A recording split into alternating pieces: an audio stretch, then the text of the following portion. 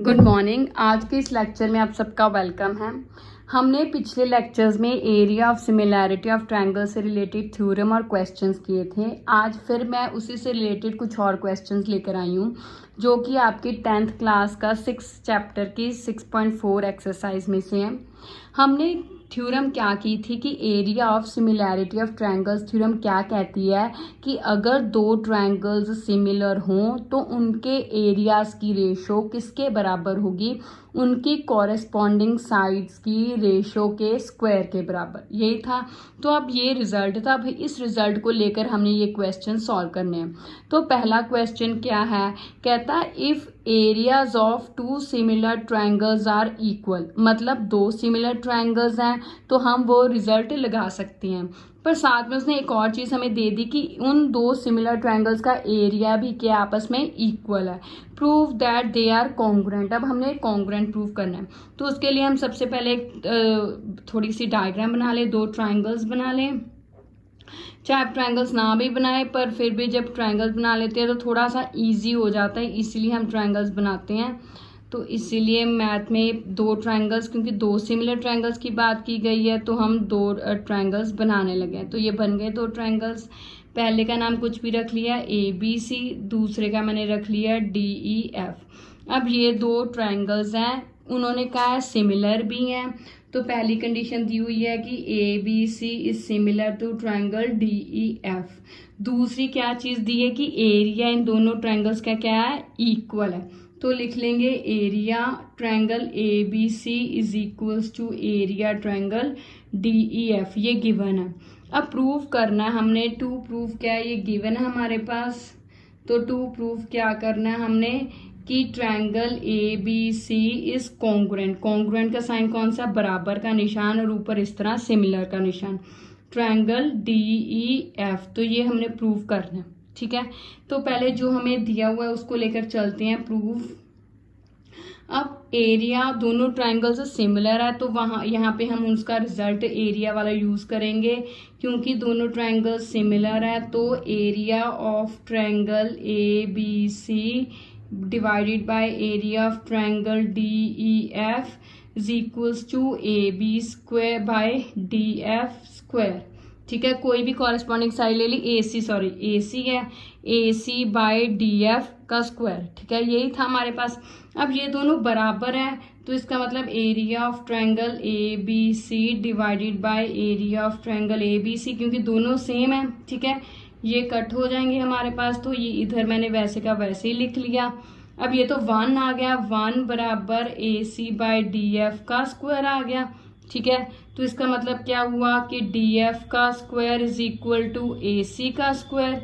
तो इसका मतलब क्या हुआ कि DF is equal to AC हो गया मेरे पास। मतलब दो DF और AC आपस में बराबर है। ठीक है, अगर बराबर है तो हम कह सकते हैं कि सिमिलरली ये ABDE के बराबर हो जाएगी। अगर हम यहाँ AC बाय DF की बजाय AB बाय DE लेंगे तो फिर ABDE के बराबर आ जाएगी। उसी तरह BC किसके बराबर आ जाएगी, FE के। तो कॉन्ग्रुएंसी का क्या होता है कि सारे एंगल्स बराबर हो और कॉरेस्पॉन्डिंग साइड्स भी बराबर हो। तो अब ये कॉरेस्पॉन्डिंग साइड्स बराबर आ गई, एंगल्स ऑलरेडी बराबर हैं क्योंकि दोनों ट्रायंगल्स सिमिलर हैं।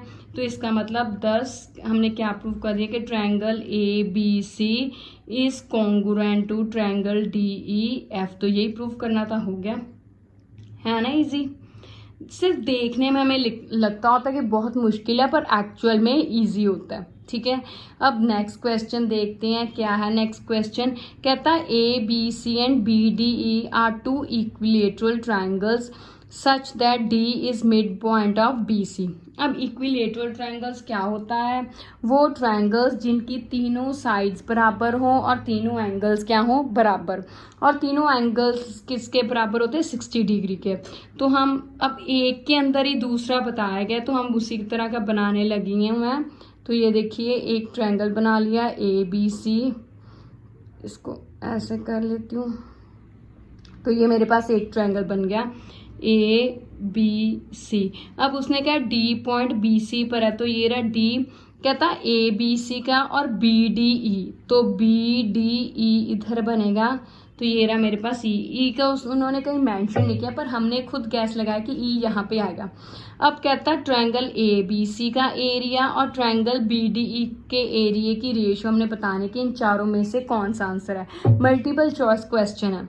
अब मल्टीपल चॉइस क्वेश्चन को मैं आपको यहाँ प्रॉपर सॉल्व करके बताऊंगी, पर आंसर पेपर में अगर ऐसे है तो सिंपल आपको सिर्फ आंसर बताना ऑप्शन कौन सी है, ठीक है। तो देखिए अब उसने कहा A B C equilateral triangle है, बी डी ई बी, तो मतलब ए बी सी इक्विलेटरल है तो ए बी सी की तीनों साइड्स बराबर, ए बी बी सी ए सी तीनों आपस में बराबर। उसी तरह B D E B equilateral triangle है तो B E B D D E आपस में बराबर, और सारे एंगल्स भी बराबर हैं क्योंकि 60 डिग्री के हैं, ठीक है। तो इसका मतलब अब हमने रेशो लेनी है, तो मैं रेशो लेने लगी हूँ area triangle A B C divided by area triangle B D E, ठीक है। अब ए बी सी का कौन सा लूंगी मैं, पहले यहाँ पे लिख सकते हैं हम कि triangle A B C is similar to triangle B D E, क्योंकि ये थ्योरम सिर्फ सिमिलर ट्रायंगल्स पे ही लगती है। उन्होंने यहाँ पे सिमिलर वर्ड मेंशन नहीं किया, इसलिए हमें यहाँ पे कहना पड़ेगा कि A B C similar to B D E. क्यों? क्योंकि इक्विलेटरल ट्रायंगल्स है तो एंगल्स सारे कॉरस्पॉन्डिंग है। इक्विलेटरल ट्रायंगल्स के तीनों एंगल 60 डिग्री के होते हैं, इसके भी 60 डिग्री, इसके भी 60 डिग्री, इसका मतलब ये आपस में एंगल से क्या हो गए, सिमिलर, ठीक है। तो यहाँ पे अब area of triangle A B C कितना है मेरे पास, हाफ, ठीक है। अब सॉरी कौन सी साइड लेऊंगी मैं, ए बी, कोई भी एक साइड ले सकते हैं ए बी, और बी डी की भी तो यही साइड लूंगी मैं, बी ई, ठीक है। तो इसका क्या आ गया मेरे पास, स्क्वायर, ठीक है। अब आगे ए बी वैसे ही बी ई जो है, अब उसने कहा है बी ई जो है वो हमारे पास A B C and B D are two equilateral triangle such that, sorry हमें बी डी लेनी है। अच्छा चलिए अब बी ई का स्क्वायर आ गया। अब बी ई जो है वो बी डी के बराबर है। क्यों बी डी के बराबर है? क्योंकि B E B D D E ये तीनों बराबर आपस में इक्विलेटरल ट्रायंगल है, तो मैं यहाँ पे बी ई की जगह क्या लिख सकती हूँ, बी डी, ठीक है। अब ए बी भी बी सी के बराबर है क्योंकि इक्विलेटरल ट्रायंगल है, ठीक है। और B D half of B C है क्योंकि उन्होंने कहा डी क्या है, बी सी का मिड पॉइंट है। मिड पॉइंट है तो इसको मैं लिख सकती हूँ हाफ ऑफ बी सी, तो इसको सारे को अंदर यहाँ पे हम ब्रैकेट में लिख सकते हैं बिकॉज ए बी बराबर बी सी इक्विलेटरल ट्रायंगल, ठीक है। और D is mid point of B C, ठीक है, इसलिए B D is equals to half of B C, ये हमने रीजन लिख दिया, ठीक है। अब ये क्या बना, ये बी सी और बी सी तो कैंसिल हो गए, तो area triangle A B C divided by area of triangle B D E कितना आ गया मेरे पास, ये 2 ऊपर चला गया तो 2/1 का स्क्वायर यानी कि 4/1, तो इसका मतलब कितना आ गया, 4:1। तो कौन सी ऑप्शन आई, सी ऑप्शन आई, ठीक है। तो कौन सी ऑप्शन आ गई, सी ऑप्शन आ गई, ठीक है। पहले यहाँ पे हमने कह दिया कि दोनों ट्रायंगल सिमिलर है। क्यों यहाँ पे सिमिलर की बात कहनी पड़ी, क्योंकि हमें ये जो रिजल्ट है सिर्फ वहीं पे लगता है जहाँ पे दो ट्रायंगल्स सिमिलर हो। और सिमिलर कैसे हैं, दोनों इक्विलेटरल ट्रायंगल्स है। इक्विलेटरल ट्रायंगल्स में तीनों एंगल्स हमेशा 60 डिग्री के होते हैं, तो ये भी, इसके भी तीनों 60 डिग्री, इसके भी तीनों 60 डिग्री, तो ए प्रॉपर्टी से हम कह सकते हैं कि दोनों सिमिलर है। तो उसी रिजल्ट के बेस पे हमने ये प्रूव कर दिया, ठीक है। अगर तो मल्टीपल चॉइस में आता है तो सिर्फ आपने सिर्फ आंसर बताने, ये सब सॉल्व करने की ज़रूरत नहीं, पर आपकी खुद की अंडरस्टैंडिंग के लिए, ठीक है। तो चलिए अब अगला करते हैं क्वेश्चन। अगला क्वेश्चन क्या है, कहता है A B C and D B C are 2 triangles, A B C and D B C are 2 triangles on same base B C, मतलब इस बेस बी सी पे एक ये ट्रायंगल और एक ये ट्रायंगल की बात की गई है। If A D intersects B C at O, B C को ए डी मतलब दोनों डायगोनल्स आपस में कहाँ पे कट करते हैं, ओ पे। कहता है ये चीज़ प्रूव कीजिए। अब हमने एरिया वाला जो है रिजल्ट तभी लगा सकते हैं जब दोनों ट्रायंगल्स सिमिलर हों, तो हम इन दोनों ट्रायंगल्स को सबसे पहले सिमिलर करेंगे।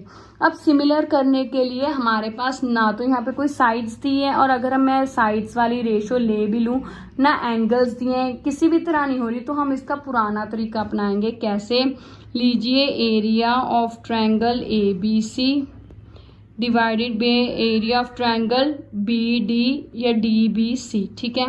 अब देखिए उसके लिए मुझे क्या चाहिए, हाफ, बेस तो सेम है बी सी ऑल्टीट्यूड चाहिए, यहाँ पे भी हाफ इंटू इसका भी बेस ये सेम BC है, ऑल्टीट्यूड चाहिए।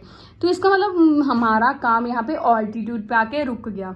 तो इसका मतलब मुझे यहाँ पे कंस्ट्रक्शन करनी पड़ेगी ऑल्टीट्यूड AD, और यहाँ पे इसकी कंस्ट्रक्शन करनी पड़ेगी D, यहाँ पे M लिख लीजिए और यहाँ पे N लिख लीजिए, ठीक है। अब इसका AM ऊपर वाले पे आ गया और इसका कौन सा आ गया मेरे पास, DN आ गया, ठीक है। तो यहाँ पे हमें कंस्ट्रक्शन लिखनी पड़ेगी, यहाँ पे आप लिख सकते हैं कंस्ट्रक्शन यहाँ पे मैं यहाँ पे लिख देती हूँ। कंस्ट्रक्शन क्या आएगी कि ड्रॉ कौन सा perpendicular, AM perpendicular to BC, AM and DN दोनों ही हमने परपेंडिकुलर टू BC किए हैं, ठीक है। अब ये हो गया हाफ हाफ कट हो गया, BC कट हो गया। तो इसका मतलब मेरे पास क्या रह गया, area of triangle ABC divided by area of triangle DBC is equals to AM by DN, ये आ गया, ठीक है। हाफ बेस ऑल्टीट्यूड वाला फॉर्मूला लगाया, हाफ वैसे बेस BC है, ऑल्टीट्यूड हमने खुद कंस्ट्रक्ट कर लिए।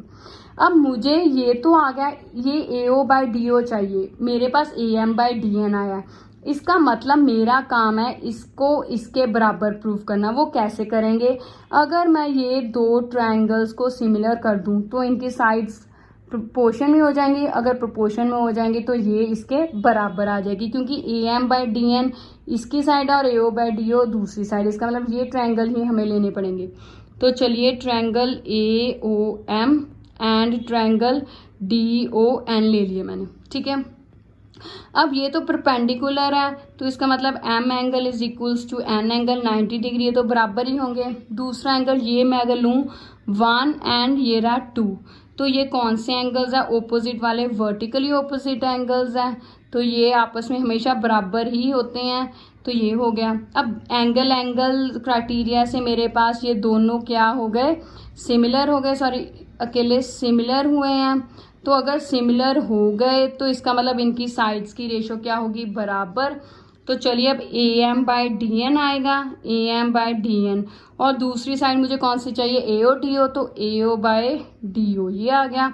इसको मैं 1 नंबर, इसको मैं 2 नंबर। अब यही वैल्यू जाके मैं यहाँ भर दूंगी, तो पुट दिस इन 1, तो 1 में भर दिया, तो जाके मेरे पास क्या आया, तो देखिए मेरे पास क्या आ रहा है। तो इसमें मैंने लिया एरिया ऑफ ट्रायंगल ABC